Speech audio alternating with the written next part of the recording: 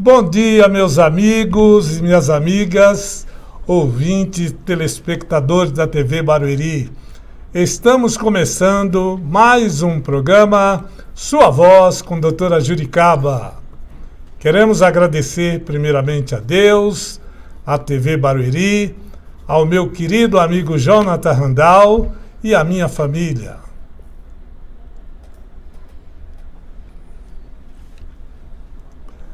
Hoje nós temos aqui um convidado muito especial, meu querido amigo, vou tratá-lo assim.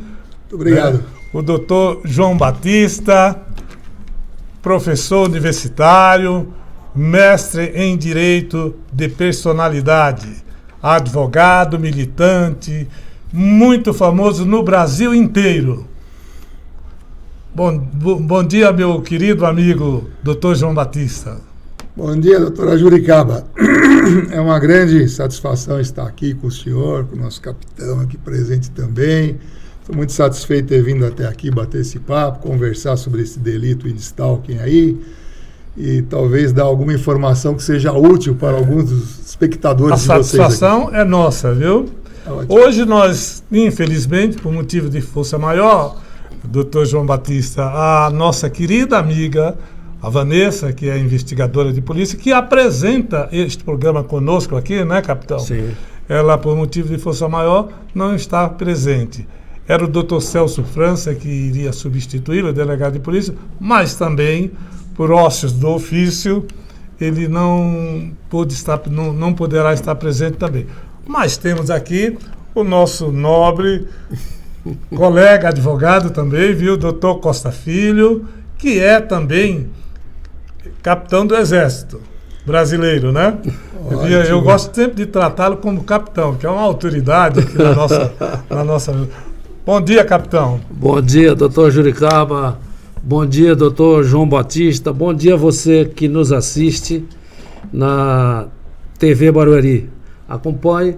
Nós estamos encerrando o ano, mas uma das formas de encerrar o ano de 2023 com chave de ouro, o doutor Juricaba teve muita, vamos dizer assim, muita perspicácia em convidar e para encerrar esse ano com a presença do doutor João Batista para falar de um assunto de extrema importância e que eu tenho certeza que você vai gostar e aproveitar. Sem dúvida, né? E aqui nós temos por hábito de... Protocolar, né? Exatamente, é um protocolo já do nosso programa aqui, doutor João Batista, que a primeira pergunta, de acordo com a orientação do capitão, primeiro ordem. Exatamente, é uma ordem. Primeiro as damas. É a Vanessa que sempre faz a primeira pergunta para o nosso convidado, né? E a incumbência hoje é a sua, capitão. Mas nós estamos trazendo aqui e recebendo, na realidade, o doutor João Batista. E, como diz a Vanessa fazendo a primeira pergunta, ela sempre começa por aquela parte pessoal. Quem é o doutor João Batista? De onde veio? O resumo pequeno aí da sua história, como é que o senhor... Meu nome é João Batista Garcia dos Santos, né? Eu sou advogado, minha OAB São Paulo, 93.629. Já está ficando um pouco antiga, né, doutora Juricaba, eu diria. Que foi professor lá na minha faculdade, na Fiel, né? Fui professor lá de criminologia na pós-graduação. E em 1978 eu era escrevente do Fórum de São Paulo, né, no Fórum de Pinheiros, né? Depois fui ser oficial de justiça, depois eu me formei e comecei a advogar e cá estou advogando já. Mais um pouco já vai fazer 40 anos de advocacia, nossa, né? E durante esse meio tempo eu fui fazer especialização, fui fazer mestrado, entrei num doutorado, mas eu não consegui sair, porque teve lá uma diferençazinha no final do quarto ano. Eu falei, bom, quando o orientador mudar, eu volto aqui para terminar, se for possível, né? Eu não sei se será. Mas, enfim. Então, eu sempre advoguei na área penal, mas identificado com o direito sancionador, né? Então, eu sempre trabalhei com o direito penal, processo penal, direito administrativo disciplinar, que sempre eu gostei, porque quando eu sempre fui um funcionário bastante correto naquilo que eu fiz, mas eu era muito jovem quando eu entrei, né? E o jovem tem uns certos arroubos, né? De vez em quando o juiz falava alguma coisa, eu retrucava, ele ficava bravo, aí que eu falava mais ainda. Então, de vez em quando, eles ficavam meio bravos lá, abria alguma coisinha, eu tinha que me defender, e acabei fazendo para mim, depois fiz para os amigos, e no fim isso virou um nicho do qual eu trabalhei minha vida inteira. Olha aí. Você vê como é que Deus faz as coisas acontecerem de uma forma positiva na sua vida, né? E também as improbidades administrativas, que também, apesar de ser um processo civil, ele segue toda a regra, né, do processo penal, do processo administrativo disciplinar, principalmente agora com essa nova mudança da lei. A lei faz uma remissão específica a isso, né? E aí surgiu o meu interesse na época do mestrado sobre esse tema, perseguição. Naquela época, né, perseguição, que é o crime de stalking, né? Naquela época esse delito não era positivado, né? Ou seja, não existia no direito brasileiro, né? E eu fiz uma obra, vamos dizer, precursora, mas uma obra acadêmica, não foi publicada, tal. Mas é um assunto que é bastante interessante, creio que nós vamos poder trocar boas ideias sobre isso aqui. Sim. Mas, doutor, então, já que nós vamos tratar do stalking, o que é o crime do stalking? A população, façamos de conta que nós não estamos num ambiente de técnicos da área jurídica, né? Perfeito. Estamos falando para o leigo. Sim. Então, o que é o stalking? O stalking, essa palavra stalk, em inglês, significa perseguir, espreitar, vigiar, né? Mas com o sentido de perseguição. Então, o crime de stalking, ele é o crime de perseguição, né? Ele é o crime de perseguição e ele não existia no Brasil porque antigamente o que corresponderia a essa figura de perseguição era uma contravenção penal do artigo 65, que ela já não existe mais, né? Porque foi positivado o crime de stalking, né? Artigo 147A. Né? E o B também trata também de perseguição, mas já é a perseguição psicológica da mulher e tal. Mas, enfim, depois nós vamos falar um pouco sobre isso também. Basicamente, o crime de stalking, ele é um comportamento que o stalker, que é a pessoa que comete esse crime de stalking, é um comportamento antissocial, um comportamento que incomoda o próximo, um comportamento que pode ser traduzido por diversas ações, vamos dizer assim. Então, se você você tem interesse numa pessoa, vamos dizer, um interesse numa mulher, um exemplo.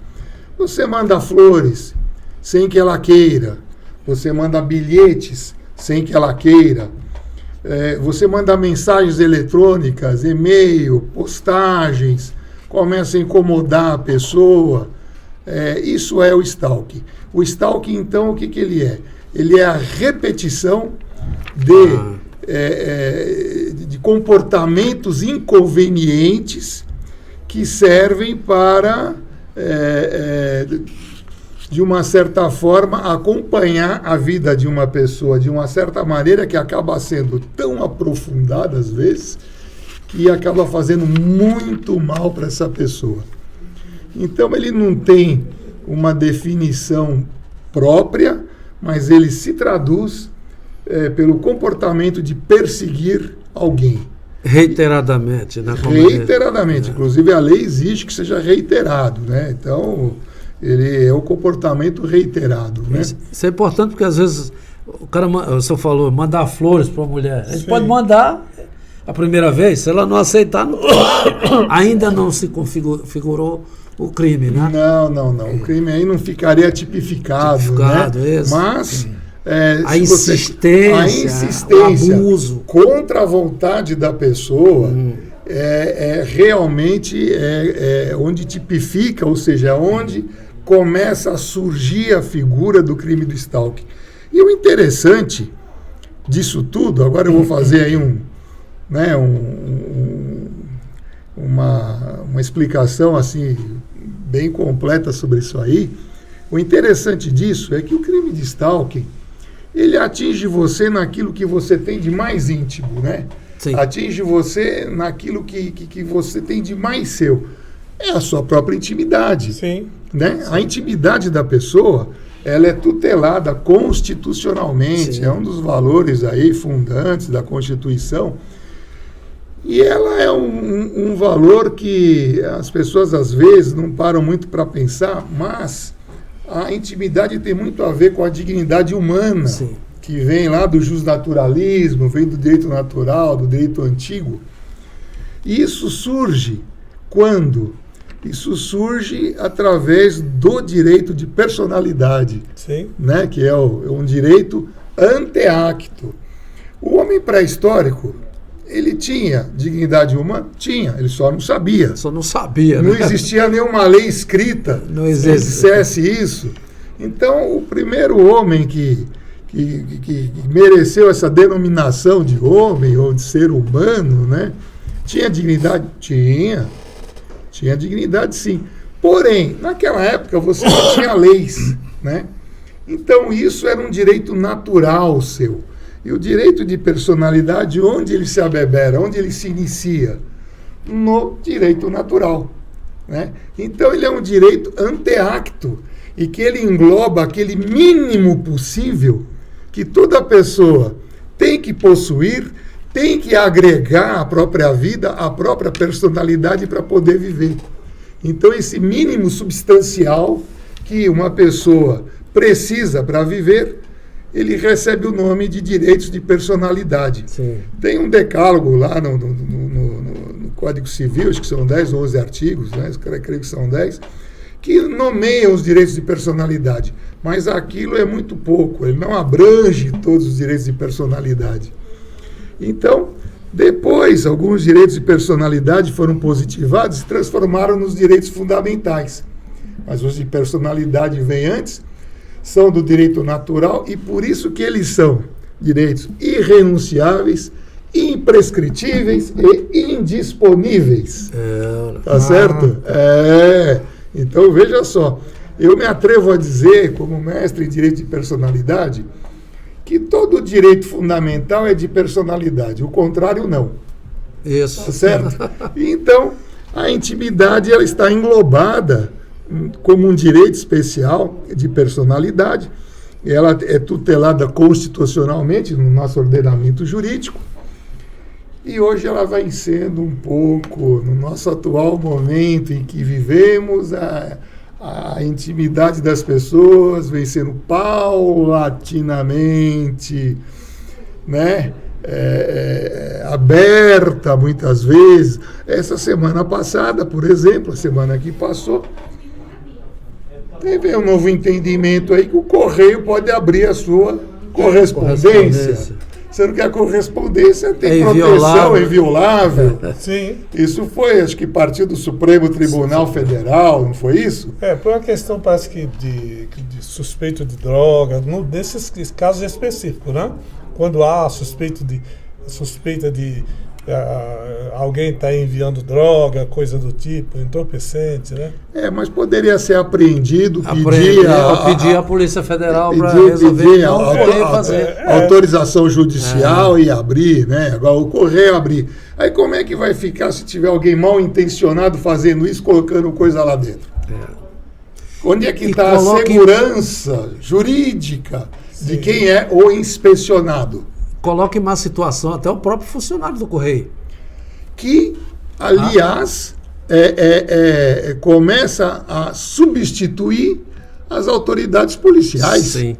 Como, por exemplo, o dono de um bar que tem lá proibido vender bebida para menores. Então, eles pegam o dono do bar achando que ele deve coibir a venda. Olha, se ele coibir a venda, primeiro, que ele não vai mais ter bar ali. Sim. Segundo, que ele é capaz de ser agredido. E terceiro, que ele é comerciante, ele vive daquilo. Eu não estou fazendo apologia para que o menor beba. Não, pelo contrário.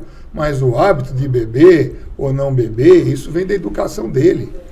Não é verdade? Sim. Então, você até pode obrigar que o menor não beba. Não há problema nenhum. Pode ser salutar, pode ser, né, tudo mais. Agora, muitas vezes um bom pai fala assim, como o meu fazia, né? Sim.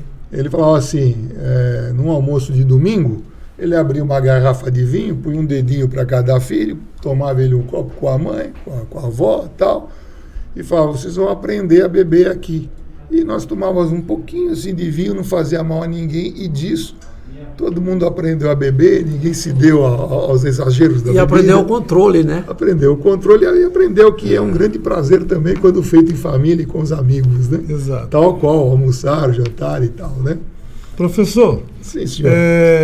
Clinicamente, quem comete este crime de stalking são os loucos ou clinicamente unicamente psicopatas? Essa é uma boa questão, excelente questão. Doutores, a verdade é uma só. O crime de stalking é um comportamento muito antigo e que nós observamos inclusive na Bíblia. Os senhores se lembram de José? Sim. Que foi abandonado pelos irmãos que tinham ciúmes dele com o pai? Perfeito. Ele foi vendido como escravo para o faraó, mas ele era educado, ele sabia ler, ele sabia escrever, se destacou lá na prisão do faraó e coisa e tal. Ele então foi entregue para Potifar, né? Ele tinha o dom da adivinhação, ele foi entregue para Potifar, que era general do faraó, e ele era um jovem bonito, né? Atraente, não sei como é que ele era, mas deveria ser pelo menos, e a mulher de Potifar resolveu chegar lá no José e falar, José, eu estou aqui, né, vamos dizer assim, querendo você, né? E o José era muito honesto, muito sério. Não, meu senhor aqui, o Potifar, não, de jeito nenhum. Então, ela passou a perseguir o José e chegou um dia, rasgou as próprias vestes e levou para o Potifar. Olha o que o teu empregado de confiança fez. Nossa. Como ele sabia ler e escrever, ele ajudou a construir a casa de Potifar, ele cuidou dos jardins, cuidou de uma série de coisas, ele sabia fazer conta, então ele guardava tudo aquilo que Potifar precisasse, ele fazia.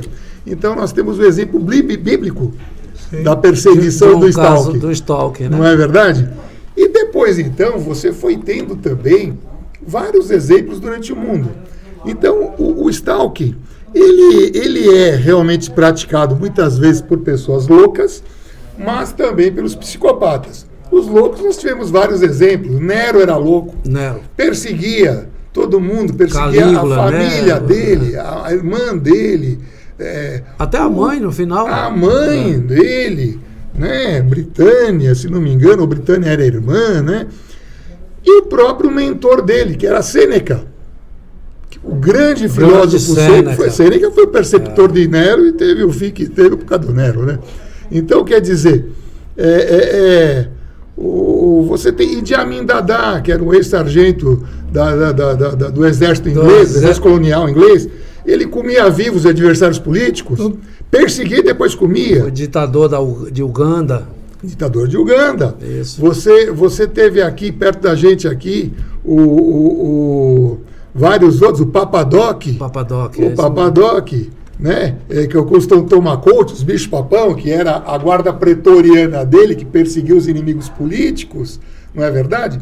Agora, o curioso dessa perseguição, que o psicopata, embora o nome seja psicopata, então, psicomente, pata, doença, cardiopata, doença do coração, psicopata, doente da mente. Mas, ao contrário do que o nome sugere, doutores, o psicopata não tem sofrimento mental. Ele não é um doente da mente. Ao contrário do que o nome sugere. Exatamente. Ele é uma pessoa fria, ele é uma pessoa calculista, ele é uma pessoa de repertório emocional muito reduzido e ele se vale das pessoas para conseguir aquilo que ele quer. Então, por exemplo, se ele namora uma mulher, ele não tem grande interesse nela, tampouco sexual também, que é uma coisa natural. Ele tem um interesse objetal, porque ela é um objeto para que ele atinja algum interesse que justifique, né? Que justifique, né? Então o psicopata ele é uma pessoa muitíssimo perigosa, porque ele é capaz de qualquer coisa. E Sim. ele é o stalker por excelência, o psicopata. E com a seguinte dica: existe um método chamado método Harry, que possui uma graduação para você saber se a pessoa é psicopata ou não. Mas, de uma maneira geral, homens que agridem mulheres praticamente são todos psicopatas. Nossa. Isso é provado por estudos, né? Estudos feitos por especialistas em vários países, em vários locais, tá? Então é uma coisa muito interessante. Interessante então, mesmo. E com detalhe, né, doutores? Que a loucura, ela também teve uma certa época e outras facetas que nós nunca pensamos muito nisso. Por exemplo, antigamente as mulheres que tinham artrite ficavam com as mãos assim. Quando elas ficavam assim na Idade Média, na época demonista, que a igreja, naquela época perigosa da igreja, com Inquisição, naquele período demonista que a igreja atravessou, a igreja católica, bruxa. Queimava as coitadas que deformavam as mãos. Os homens que tinham ataques epiléticos, eles também eram queimados. Javier de la Jerez, que foi um marinheiro que veio para a América com o Cristóvão Colombo, Colombo falou: desce aqui nessa ilha, né, em Cuba, procura ouro. Ouro ele não encontrou, mas ele aprendeu a fumar com os índios, que fumar é coisa de índio, né?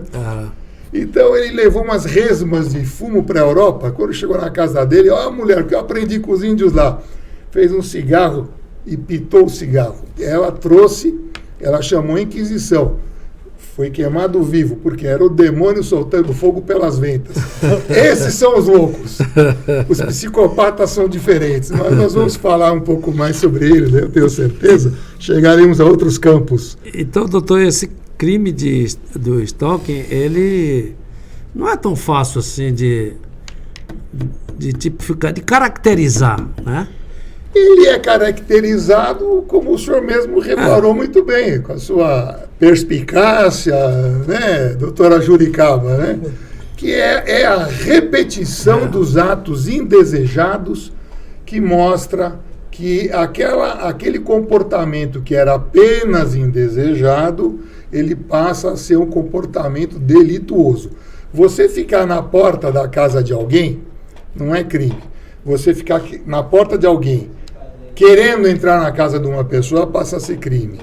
Você querer entrar na casa de alguém com uma faca passa a ser crime. Se você estivesse na porta, no espaço público, não seria crime. Então, existe como, assim, parece que é um conceito um pouco vago, como se fosse um sistema aberto, mas no fundo você consegue delimitar muito bem pela reiteração. Então, rede social hoje em dia é uma fonte... mas é demais. Exatamente. É demais. Inclusive porque eu me atrevo a dizer para os senhores o seguinte: o stalking, embora ele venha desde os tempos bíblicos, passando pela todas as idades, a Idade Antiga, a Idade Média, e ele tenha ocorrido em todas as culturas da Antiguidade, ele se acentuou muito na época contemporânea, na nossa época. Perfeito. Por quê? Porque hoje o homem tem uma ética utilitarista, onde o umbigo dele costuma ser o centro do mundo. O centro do mundo, é isso. Não é mesmo. verdade? Então essa ética utilitarista acaba fazendo, né, com que as pessoas comecem a cultuar um tipo de perfil. Lembra do House? Sim. Que era um seriado, ele era um médico, né? Um seriado, né? Ele era um cara irracível, um cara que ninguém aguentava, mas ele acertava tudo. Então ele transmitia uma ideia de poder. Muitas vezes o psicopata transmite uma ideia de poder. De poder também. Porque ele é tão autossuficiente, ele é tão capaz, ele basta tanto a ele mesmo, que ele é confundido com uma liderança. Ele é confundido com uma pessoa poderosa.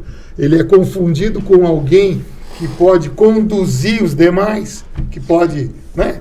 Então, hoje, o tipo de vida que nós levamos, com muita competição e tal, mascara um pouco alguns psicopatas. Como mascara também outras coisas. Os senhores se lembram, os senhores que são aí da imprensa, da mídia, se lembram daquele editor do estado de São Paulo, Pimenta? Pimenta Neves. Pimenta Neves, justamente, doutora Juricaba. Que ele matou uma pessoa, matou uma ex-namorada dele. Isso. Né? O que aconteceu ali? Primeiramente, nós vamos respeitar a memória dela, que foi uma pessoa que foi injustiçada, foi assassinada, né? Vamos respeitar a memória dela com todo o respeito que puder existir, né? Agora, ele achava que ela o havia utilizado para fazer um alpinismo jornalístico.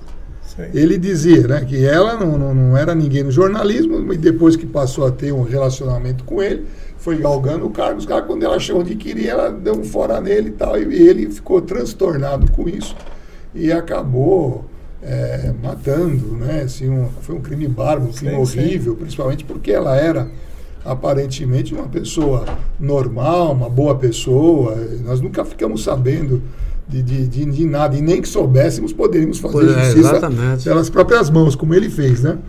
Então, quer dizer, vejam, um homem culto como ele, um homem que você acharia que teria todo tipo de freio social, né? Um homem que deveria ser acostumado às posições contrárias por ser jornalista, ele acabou cometendo um delito, né? Por quê? Porque a perseguição é o prelúdio, é o anúncio dos grandes ataques sexuais e dos grandes crimes passionais. Todo crime passional antes tem uma história de perseguição. Que o stalking é uma fase preliminar. Sim, é uma fase preliminar, é uma fase que vem antes, né? E aí por isso que o comportamento do stalker é perigoso, porque ele acaba evoluindo para outros comportamentos, né? Ele é muito dissimulado, né? Vamos dizer assim. Ele dificilmente a pessoa consegue detectar quais são as verdadeiras intenções, muitas vezes, a não ser através desses envios de flores e reiteradas mensagens de elogios, né? Por aí. Aí pode ser que já seja um indício que ele está demonstrando o desvio de comportamento, se é que é assim podemos dizer. Doutora Juricaba, eu vou contar uma coisa que o senhor vai achar bastante curioso. Inclusive, isso aconteceu na nossa Fiel. Sim. Eu fiz lá uma vez uma palestra naquele belo auditório que tem lá, acompanhado pelo doutor Espina, por outros ali que compunham a mesa, e eu fiz uma palestra sobre stalking lá. E o que aconteceu lá, aconteceu em inúmeros lugares que na época, eu fiz muitas palestras sobre esse tema. Por quê? Porque eu fazia uma palestra curta, 30 minutos, 40, 50, 60, de acordo com o fôlego da turma, né? Depois eu abria para as perguntas, todo mundo perguntava tudo o que quisesse. E quando terminava tudo, despedia todo mundo, às vezes tinha uma filinha assim, uma filinha de homens, uma filinha de mulheres. Professor, eu gostaria que o senhor me explicasse, olha, eu tenho um namorado, mas está acontecendo isso. Agora, com tudo que o senhor explicou, eu estou em dúvida se eu estou sendo assediada ou se eu estou sendo namorada. Ou se se ele está enamorado. Significa que a sua palestra já começou a surtir efeito, né? Sim. E aí, o que acabava acontecendo? E o porquê que isso? Vejam que coisa louca que isso é. O amor romântico, ele tem muita aparência, ele tem muitos marcos que pertencem ao perseguidor também. Isso. Sabe aquela coisa do amor romântico? Cuidadoso. Eu te amo tanto que se um dia você morrer, eu morro junto, eu não vou saber viver sem você. O perseguidor, ele mata. Se você não for minha, você não vai ser de mais ninguém. Ele mata a mulher e se mata para ir atrás, para ir junto. Então, o amor romântico, esse amor é para sempre. A gente vê muitos casos atualmente, né? com esse perfil aí, né? Exatamente. O indivíduo Então, muitas vezes mata e se mata, né? a pessoa acha que está sendo amada, cortejada, que é um flerte, que é uma coisa. É perseguição pura. É perigosíssimo. Hoje tem gente que namora uma semana, 15 dias, a menina vê que não é boa coisa, quer sair fora. Ele vai e mata, namorando 10 dias. Pois é, em poucos dias. Desculpe o que o senhor ia falar, eu interrompi. Não, não, sem problema. O que eu estou querendo pontuar aqui, doutor, é o papel do professor, Sim. o papel de uma comunidade que estuda um caso, que nem mesmo tipificação existe, mas que eles percebem, né, através de estudo, fatos que depois serão tipificados como antecedentes de outros crimes que já vinham acontecendo, para evitar. Então, é uma utilidade muito grande o papel, por exemplo, do seu mestrado, com as suas palestras.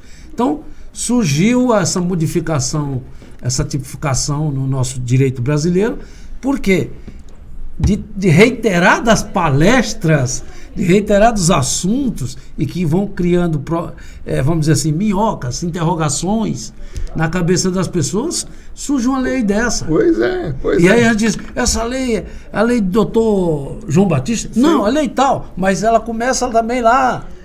Ela começou, e o senhor tocou um ponto muitíssimo interessante. Eu vou fazer aqui uma digressão que o senhor vai ver que interessante que é. Esse mestrado, eu sempre fui apaixonado por direito natural. E depois, quando eu descobri os direitos de personalidade, eu fiquei mais ainda, porque realmente são direitos importantíssimos, porque já existiam quando não tinha lei para lugar nenhum, mas ele existia. Não é verdade? Sim. E então, depois ele foi recobrado na Alemanha, pós-Hitler. Eles começaram a trabalhar mais com os direitos de personalidade na Alemanha para evitar que surgisse um novo Hitler. Tá? E aqui no Brasil, quando eu quis pesquisar sobre isso, eu encontrei, quando eu fiz o mestrado, pelo menos, eu encontrei apenas um que tinha no Brasil, que era em Maringá. O Centro Universitário de Maringá. Eu fui fazer mestrado lá, fiquei morando lá para fazer esse mestrado, porque eu queria fazer o mestrado em direito de personalidade. Até porque na área penal e no processo penal está cheio de direitos de personalidade. Sim. E que as pessoas não identificavam como sendo um direito de personalidade. E hoje, graças a esse mestrado, a todos aqueles que se tornaram mestres lá, fizeram pesquisas, publicaram ou não publicaram, mas desenvolveram o pensamento, chegaram nisso aí. E aqui no Brasil, doutor, a Lei Maria da Penha foi precursora nisso. Por quê? Porque a Maria da Penha era uma senhora cujo marido tentou matá-la 2 vezes, de formas diferentes, inclusive até por choque na segunda vez. Foi uma coisa horrível, uma história horrível. Ela sobreviveu, e então ela deu nome, né, a essa lei e tal, a Lei Maria da Penha. Ela é viva ainda, graças a Deus. Mora em Fortaleza. Ela é viva e tal. O marido dela, se não me engano, era um químico, um cara que até eletrocutar ela no chuveiro ele tentou. Porque, se não me engano, como decorrência do primeiro atentado contra a vida dela, ela ficou paralisada. E um dia lá, na cadeira de rodas, ele tentou eletrocutá-la no chuveiro e tal. Se não me engano, foi isso mesmo que aconteceu. Tá? E a Lei Maria da Penha, lá no artigo 7º, inciso 2º, lá dizia assim, constitui violência psicológica a perseguição contumaz. Que é um 47B, né? É um 47B, justamente. Ele repetiu a Lei Maria da Penha, estabelecendo a pena, né? Sim. Porque lá na Lei Maria da Penha, você dizer, não tinha pena, né? Conceito não tinha pena.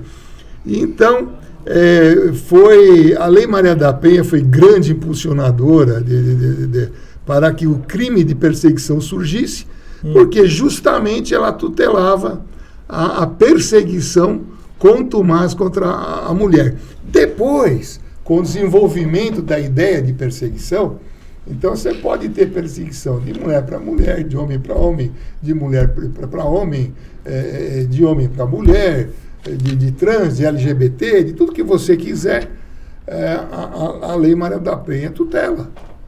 Tem todas as minorias, todas as diferenças que nós temos que preservar, inclusive, tudo isso é tutelado, né? Pela Lei Maria da Penha. Hoje ela foi criada para a mulher, depois ela foi sendo desenvolvida pela jurisprudência e tal, e chegamos então com esse impulso, com esse entendimento, com essa inteligência da Maria da Penha, nós chegamos ao crime de perseguição. E eu acho que com isso nós tínhamos aqui duas perguntas, a de número 4 e número 5, que já foram respondidas, né, pelo professor. Como se pode conceituar o crime de stalking, já foi respondido, eu acho que aqui, tranquilamente, né? O crime de stalking possui outras nomenclaturas, também já foi falado aqui. Ele possui, doutora Juricaba, ele possui, e digo mais para o senhor, todo mundo fala em bullying. Então, o que o bullying é? É o stalking dentro da escola. Então, na sociedade, por exemplo, na sociedade japonesa, as crianças tem o Ijime. Então, o que é o Ijime? Lá é uma sociedade que as crianças com 4 anos de idade vão sozinhas para a escola. E todas, então, vão juntas, uma cuidando da outra.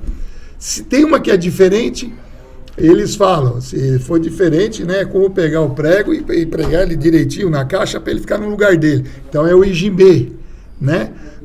Se você for pegar o stalking sexual, é o harassment. Se você for pegar dentro de uma empresa, é o mob. Então, quer dizer, ele tem várias nomenclaturas, vários nomes, e todos eles constituem perseguição. Nossa, é interessante essa figura que o senhor pegou lá no Japão das crianças, né? E realmente acontece. Realmente acontece. E pesado. Sim, e com o seguinte detalhe, ele forja um tipo de comportamento. Os senhores querem ver? Olha. Quando teve o furacão Katrina nos Estados Unidos, sim, eles se refugiaram, acho que no Superdome, se não me engano, ficaram lá né? As pessoas que destruiu toda a cidade ali, e ficou todo mundo refugiado ali. O que teve de violência, arrombamento de casa, furto, roubo, papapá, lá no Japão não. O Japão teve lá aqueles problemas lá, Fukushima e tal. Então, o espírito japonês. Fukushima foi um acidente nuclear. Tinha que abrir a usina. Os técnicos tinham que entrar lá dentro, seriam todos contaminados. Os velhos que haviam trabalhado em outras usinas nucleares, nós não vamos sacrificar nossa juventude. Vamos lá. Vamos nós. Então, veja a educação do japonês onde chega. Quando teve aquele maremoto, sim, não teve um furto, não teve nada.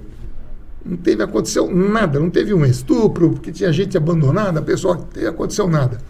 Então, vem da educação. Sim. Dessa que elas têm quando são crianças.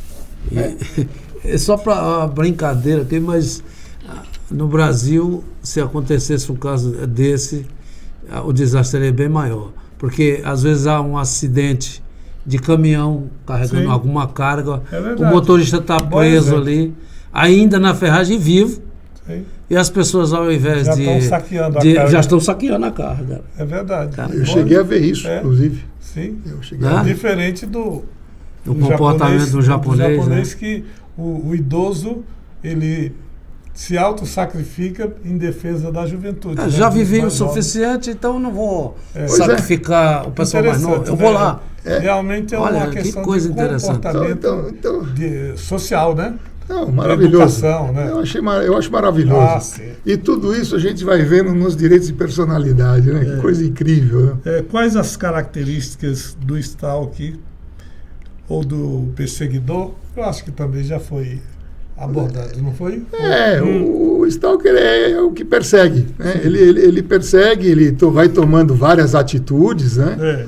E um detalhe, ele, quando a pessoa, né? Quando a pessoa sucumbe perante o perseguidor, aquilo fica uma coisa tão séria que eles criam até linguagem própria. Você acaba não entendendo o que eles estão falando. Mas acho que nós vamos abordar isso um pouco depois das perguntas, sim, que os senhores prepararam aí, Mas Aqui fala o seguinte, e por outro lado, quem é a vítima do stalking? A vítima do stalking. Essa é uma coisa complicada. Sabe por quê? Doutora Juricaba, capitão, sabe quem que é a vítima do stalking? As pessoas boas. As pessoas boas. As pessoas que querem fazer, que fazem caridade, as pessoas que cuidam das outras, as pessoas que alguém bate na porta e pede uma comida, ela dá, amanhã o cara volta, depois da manhã ele está pulando o muro, depois da manhã ele já quer outras coisas, quer outras e outras e outras. Então, as vítimas do stalking geralmente são as pessoas boas. E com o seguinte detalhe, estudos que foram feitos na Austrália, porque o crime de stalking já existia no Common Law, né? Sim. Então, o Common Law, aqueles países que foram colônias da Inglaterra, coisa e tal, então lá você tem o Common Law, aqui você tem o Civil Law, né?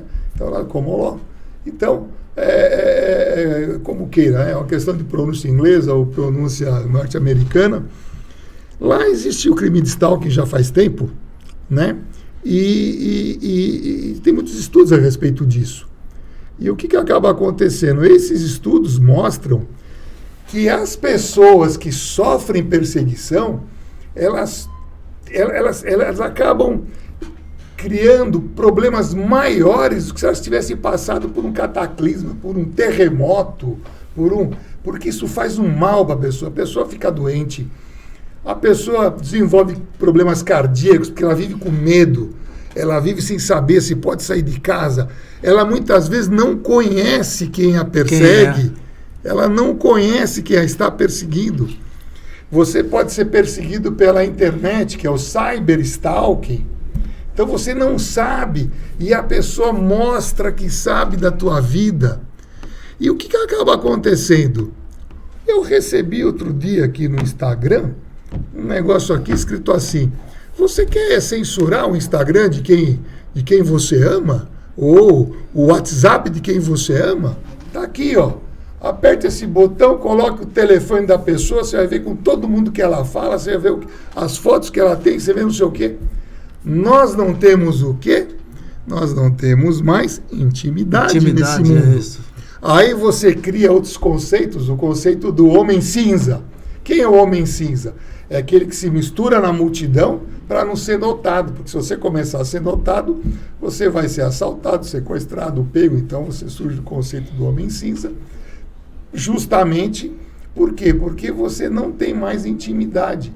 Então, quando eu vejo partir, né, essas legalidades que eu reputo totalmente ilegais, de que as pessoas podem abrir a sua correspondência, que a Constituição diz que é inviolável, sim, e outras coisas mais que vão contra a lei, você acaba observando que ou você está num retrocesso muito grande, ou você caminha para um caminho sem volta que vai desembocar em outras coisas que não é o nosso assunto de hoje, inclusive. Sim. Doutor, o senhor falou pouquinho, mas já falou no crime de stalking pela internet.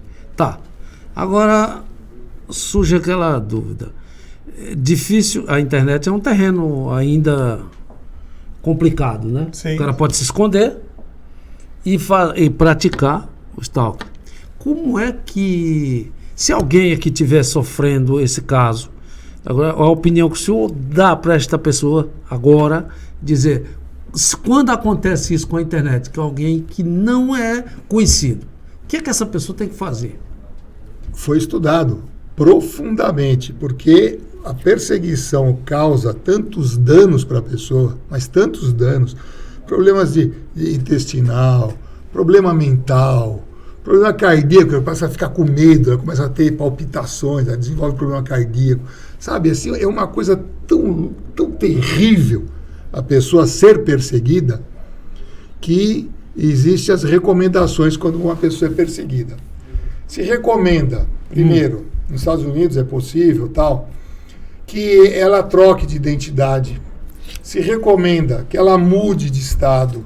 Se recomenda que ela mude de todos. Se for uma coisa muito urgente, e que as ameaças estejam acontecendo e a pessoa realmente está próxima, deixa bilhetes no para-brisa do carro dela, se for uma mulher. Se for um homem, deixa um bilhete no pneu. Vai no teu pneu que você vai ver que tem um negócio que eu deixei para você aí. Entendeu? Então, uma pessoa que deixa o bilhete, te pega, te sequestra, te leva. Mas no caso da internet, o que seria possível fazer? Mas a pessoa, ela faz o stalking pela internet, mas ela também vai se apresentando, porque o que ele quer realmente é ter poder sobre a pessoa, né? Ele quer ter poder sobre a pessoa. E a internet tem uma coisa muito interessante que esses estudos também mostraram. Então tem gente que se apaixona pela internet sem se ver pessoalmente, atravessa o mundo, porque se viram por câmera, começa a conversar todos os dias, conversa até 3 horas da manhã todo dia, acaba descobrindo uma afinidade. As pessoas começam a se amar sem nunca terem visto a outra, sem saberem quem é. Aí quando chega, é aquela pessoa, e é realmente aquela pessoa, mas ele depois começa a aparecer, né? Sim. Uma série de coisas, né? Mostrar quem realmente é. Não que todos esses relacionamentos deem errado, né? Exato. Mas como você passa a ser um objeto para o stalker, para quem produz o stalking, você é apenas um objeto. Então é uma relação objetal. O sexo aí é objetal. Ele se presta a uma finalidade. Cumprida a finalidade, acabou, tô nem aí com você.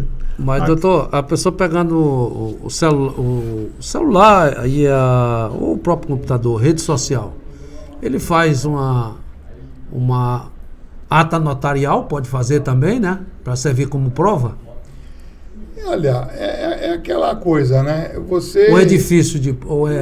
Não. A internet deixa rastro em tudo. Você tem como documentar perfeitamente o que vem na internet, né? Sim. Inclusive... Tem especialistas hoje, né? VPN que mascara, mas você tem outras formas de encontrar as pessoas. Você tem os hackers, hackers do bem, que são os caras que se contrapõem aos do mal, que eles combatem. Então, muitas vezes, hoje em dia, as empresas contratam essas pessoas.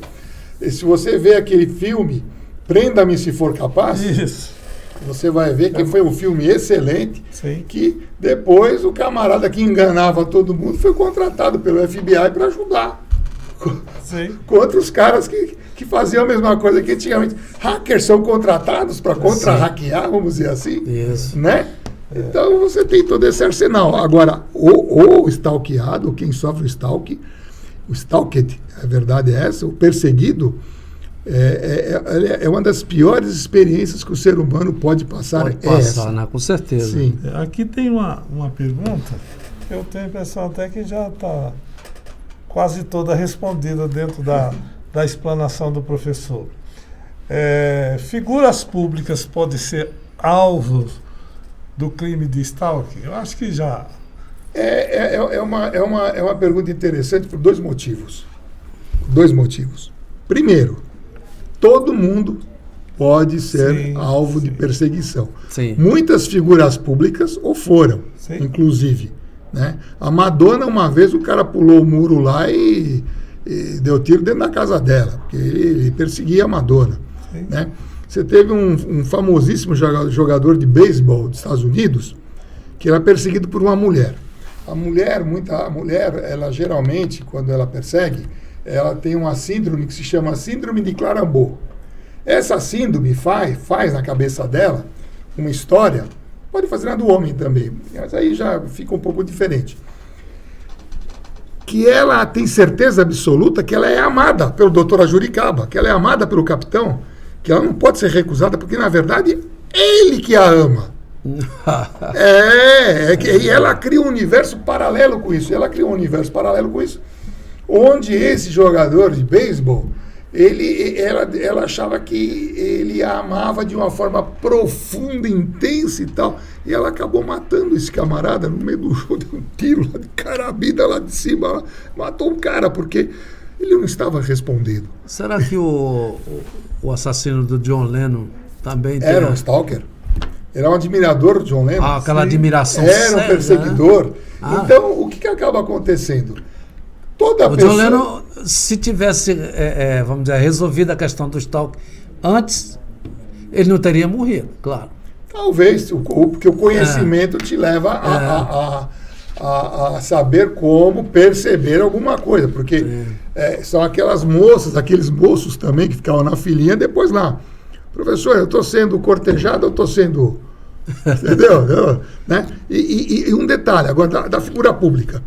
A figura pública, ela tem que entender, e hoje ela está entendendo cada vez menos aqui no Brasil, principalmente, e com essa agenda globalista, acho que no mundo inteiro, ela tem que entender que se ela optou por ser uma figura pública.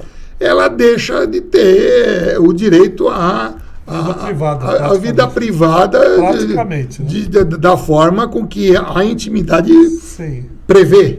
A intimidade pessoal prevê. Porque você é público, né? Sim. Então, você sendo uma pessoa pública, é muito certo que os fãs vão atrás de você, os haters também, quem não gosta de você, quem te odeia também vai. Um vai para elogiar, outro vai para xingar, um vai para afagar, outro vai para bater. Isso. Não é verdade? Sim. Então, a figura pública, quando hoje você pega alguém do governo e você fala, esse ministro do Supremo é isso, é aquilo, e ele fala, isso é crime contra a democracia, isso é uma bobagem. Isso é uma bobagem. Se você não quer ser abordado, se recolha a sua própria clausura, saia da vida pública e ninguém vai querer saber mais de você. Entendeu? Agora, hoje estão fazendo aqui a confusão, a crítica à pessoa pública como se fosse perseguição. Então, isso também é utilizado de uma forma errônea. Muito interessante. Né? Precisa tomar cuidado com isso aí. Aqui tem uma perguntinha também que eu acho que está já está meia respondida. Meia significa metade, né? Existe alguma relação entre perseguição e namoro? Já foi. É aquilo lá que nós falamos, né? Na verdade, o maior sequestro do Brasil foi de um camarada que agora já faz um certo tempo, não sei se chamava Lindenberg. Ele sequestrou a namorada dele por 100 horas, ficou com ela, acho que foi Lindenberg. Lindenberg, né? Ele ficou com aquela menina sequestrada por 100 horas, maior sequestro, número de horas, assim, direto, né? Ali, com televisão, com todo mundo ao vivo e tal. E o que era aquilo? Na Zona Leste? Era um namoro que não deu certo, né? Então, na verdade, é aquilo que nós comentamos. O senhor, com muita perspicácia, já tinha a resposta disso pelo comentário, o passeio que eu fiz, né? Sim. Quer dizer, hoje a pessoa não tem repertório emocional, não tem, às vezes, a educação suficiente para entender que as pessoas têm que ter autodeterminação. Eu quero namorar, eu não quero namorar, e você não pode querer fazer sua força comigo. É um excelente exemplo este caso aí que o professor falou, né? Sim. De stalk, né? Sim. Porque realmente ele perseguiu até a morte, né? E utilizou aquela, né? Para fazer aquele espetáculo até chegar aquele resultado desastroso. E no caso do Pimenta Neves, por exemplo, ele fez com que aquela pessoa que ele acabou matando, aquela moça, aquela jornalista, ela não arrumou emprego em lugar nenhum. Sim. Ainda tem mais essa. Porque ele tinha um poder tão grande como redator do Estado de São Paulo, que ele falava, olha, se você contratar, vai ser assim. Era o diretor de redação do geral. Então, e quando o Estado era o maior jornal do Brasil, né? Sim. Então, quer dizer, ela não conseguia trabalhar em lugar nenhum no Brasil, nenhum. Porque ele a perseguiu, inclusive, em todos os setores, todos os campos, em tudo que ele pôde. E, no fim, terminou matando também.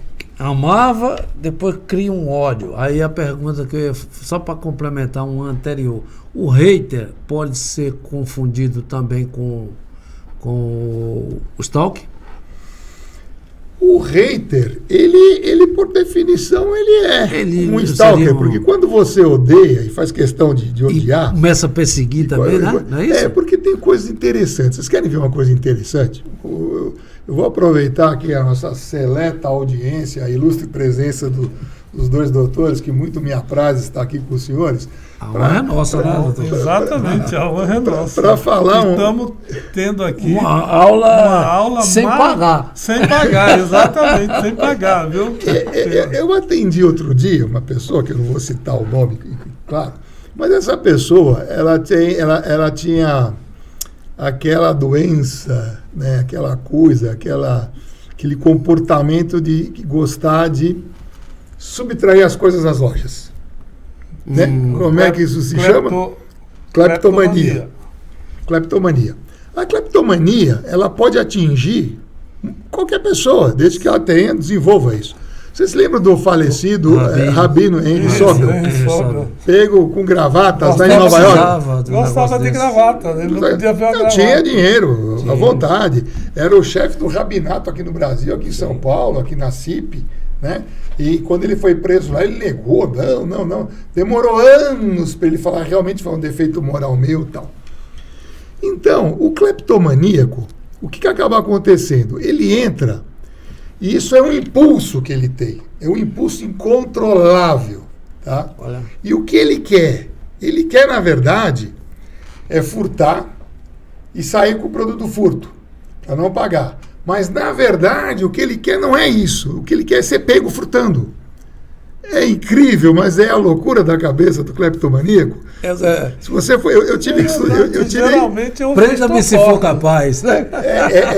Mas eu estou aqui para fazer... Então, o cleptomaníaco, no fundo, o que ele quer é ser pego fazendo o furto. Ele quer ser descoberto. O que vai dar o prazer para ele é ser descoberto. Tá? É claro que ele não sendo descoberto, ele faz uma economia com o advogado, não vai preso às vezes, tem que pagar fiança, tal. Mas no fundo, e depois ele fica deprimido com o comportamento dele, porque ele sabe que ele está fazendo uma coisa errada. Mas quando esse impulso chega, é que nem aquele camarada que, né, que é um animal, né, que vai lá, faz um roubo, aproveita, faz outras coisas com as pessoas que estão lá dentro das casas, né? Então, quer dizer, é um impulso incontrolável, né? E muitas vezes ele é controlável, a pessoa é safada mesmo, né? Vamos dizer assim. Agora, o hater, ele faz questão de odiar e demonstrar o ódio. Demonstrar, né? Porque ele quer que a pessoa fique sabendo que está demonstrando ódio. Então, isso também é uma forma de stalking, né?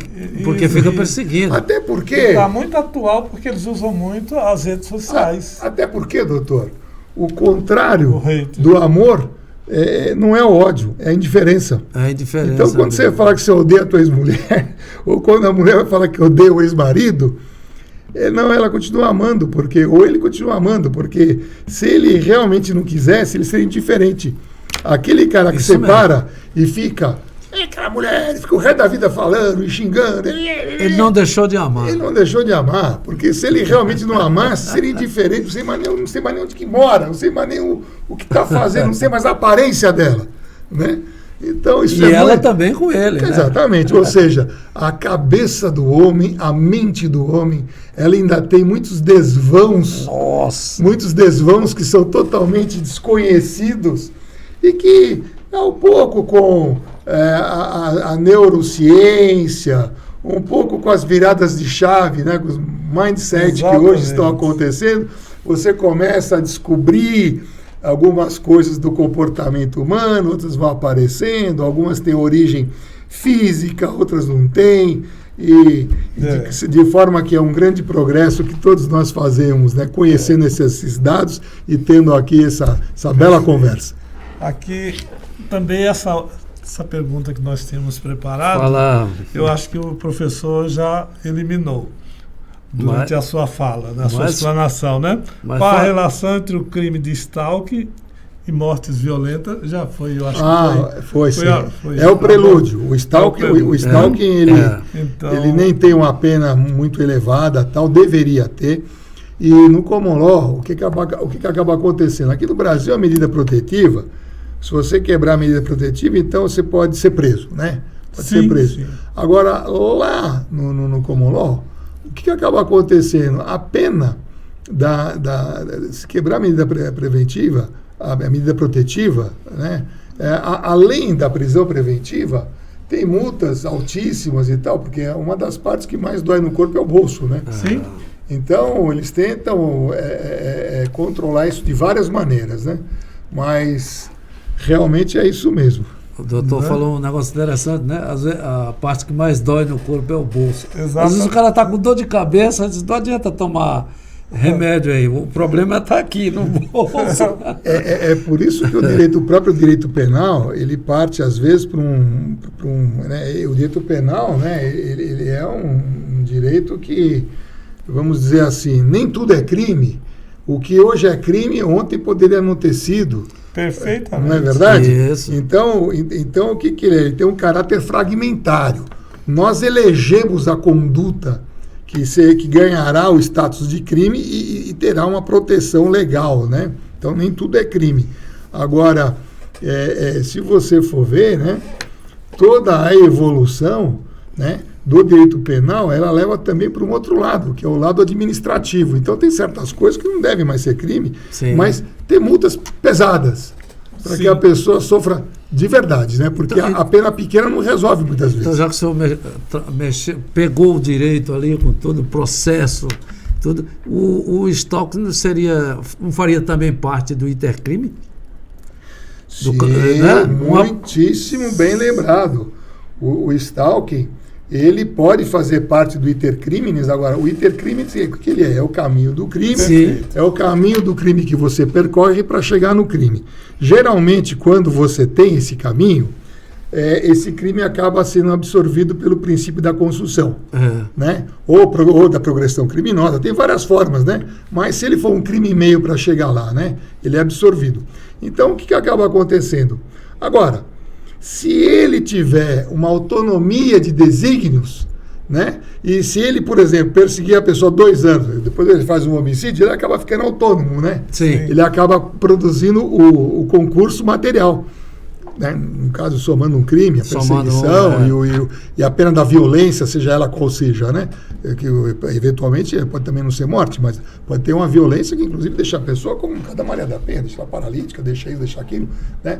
Mas é muito bem lembrado, se for uma coisa assim, porque na verdade você não concebe o stalking acontecendo de forma imediata, porque Sim. ele tem que ter as repetições. Repetições, Lembra-se disso? Ele tem que ser a reiteração dele, né? Sim. Então, ele acaba ficando, de uma certa forma, autônomo, mas de uma forma grandiosa, e foi muito bem lembrado pelo senhor, eu mesmo nunca havia pensado nisso, vou passar a refletir sobre esse assunto, ele realmente é um meio de se chegar ao crime, ao final do crime, né? Agora, tem que ver como é que isso funciona, porque o iter criminis também admite forma demorada. Se você quer, por exemplo, construir um loteamento, então é um loteamento, mas ali tem uma área verde, você derruba a floresta. Tem uns que dizem aliás, eu estou com uma briga danada sobre isso, um caso real, né? Tem muitos que dizem que aquilo é o crime meio. Eu derrubo a floresta porque eu quero construir um loteamento. Se eu não derrubar a floresta, eu não vou conseguir. Loteamento ilegal, né? Sim. É o que é feito por aí hoje, né? É feito por aí hoje isso aí, né? Então, o que acaba acontecendo? Pensando bem, você fica lá 15 dias derrubando uma floresta para começar a demarcar o solo, colocar manilha e tal. Sim. Mas é ilegal, não vai ter nada na prefeitura, não vai ter nada. Você passa dias, né? Pode ser que na teoria você consiga também, no crime de stalking, chegar no intercrime. Olha, parabéns. O senhor falou uma coisa que realmente nem eu pensei. Parabéns mesmo. Professor, infelizmente o tempo passa tão rápido. Nossa, mesmo. Depois de uma aula magna dessa que o senhor acabou de nos proporcionar a nós aqui, né, professor? E todos os nossos telespectadores, infelizmente, nós vamos ter que pedir para o senhor fazer as suas considerações finais, que o nosso tempo passou muito rapidamente, com um compromisso de voltar em outra ocasião. Na aqui, hora que quiser, né? Na hora, né? Até porque nós... Poxa! Eu fiquei aqui quietinho, caladinho, o capitão falou mais, porque na realidade é uma uma coisa extraordinária, viu? A sua aula, a sua palestra, que eu não considero entrevista, eu considero uma palestra para os nossos telespectadores. Sim. Não é, professor? Eu espero que tenha sido de... Minha consideração final é uma só. Primeiro, eu fiquei muito agradado de poder vir aqui conversar com os senhores, duas pessoas que têm vasta experiência no direito, são advogados já antigos como eu, possuem uma visão democrática do direito. Isso é muito importante, porque eu acho que certos homens e certas mulheres são como vinho, né? Vão melhorando com o tempo, né? É verdade. Aqui com uma falsa modéstia, né? Mas eu fico muito feliz de poder vir aqui, de trazer essa mensagem, de poder falar sobre esse delito. Eu espero que sirva, que tenha utilidade. Se tiver utilidade para uma pessoa, eu já fico muito contente, muito feliz. E, naturalmente, o dia que quiser, eu voltarei, que será um grande prazer. Olha. Até porque todos os dias eu falo com a Juricaba, a doutora Juricaba, nós nos cumprimentamos e damos bom dia, todos os dias. Mas o senhor fala rouxinol, como é que é? Mas é que ele canta muito bem, né? Então para mim é o Rouxinol de Barueri. Obrigado. Ele sempre manda umas músicas, né? Eu gosto muito. Ele fala, Rouxinol, eu estou fazendo uma petição, mas assim que eu terminar a minha petição, eu vou ouvir as músicas, né? E ouço todas. Eu agradeço pela paciência dele, né? Sim. Tá entendendo? Quando ele... Mas... Sou eu? Agora é o capitão. Agora é o capitão que vai falar e vai fazer as suas considerações finais, não esquecendo que nós estamos na véspera do Natal, né? Isso. Hoje é dia 21 e daqui 3 dias, né? 4 dias. Então, já é Natal. Doutor, eu agradeço de coração a vinda e o prazer que eu tive agora de conhecer o doutor João Batista, através do doutor Juricaba, que já são amigos há muito tempo. Agradecer a você que nos assiste, agradecer à TV Barueri, a figura do Jonathan Randall, que é o empresário que cuida da TV Barueri. Sim. Ao doutor Juricaba, o nosso futuro vereador aqui de Barueri, tenho certeza disso. E também não poderia esquecer de agradecer e de falar na Vanessa, que esteve conosco esse tempo inteiro. E hoje, infelizmente, ela não pôde vir. Né? O nosso agradecimento. Feliz Natal para todos. Feliz Natal e um ano de 2024 com muitas bênçãos. Muito obrigado, doutor. Quem agradece sou eu, capitão.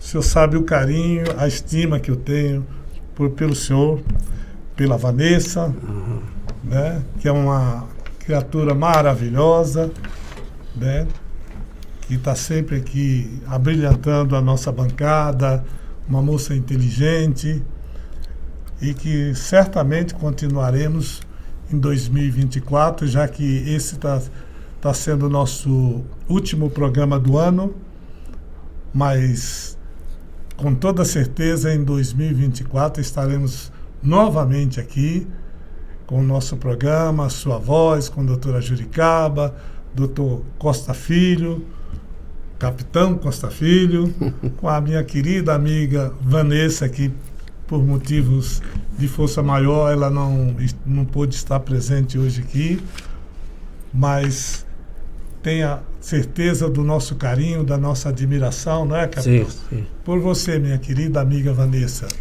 E doutor, eu pedi que o senhor dê um abraço pro pessoal lá do Ceará, todo rapaz, aquele pessoal. Então eu vou aproveitar a oportunidade aqui, meu querido amigo doutor João Batista.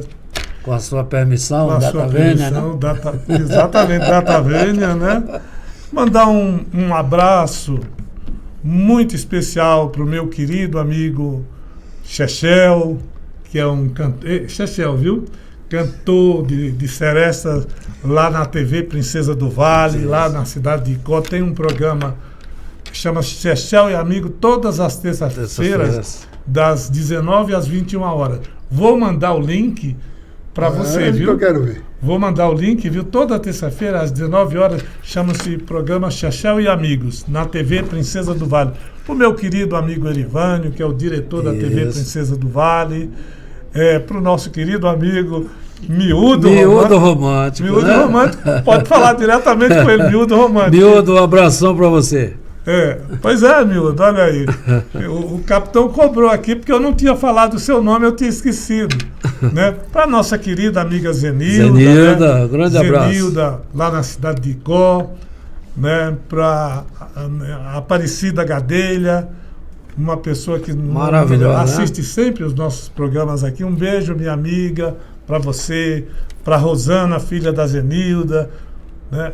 E para todos os amigos e amigas, desejamos um Feliz Natal e um ano novo de muita paz e muita prosperidade para todos. E com estas palavras, estamos encerrando mais um programa Sua Voz com doutora Juricaba. Queremos agradecer primeiramente a Deus, à TV Barueri, ao meu querido amigo Jonathan Randall e a minha família. Maravilha. Perfeito, maravilha. Faço minhas todas as palavras dos senhores.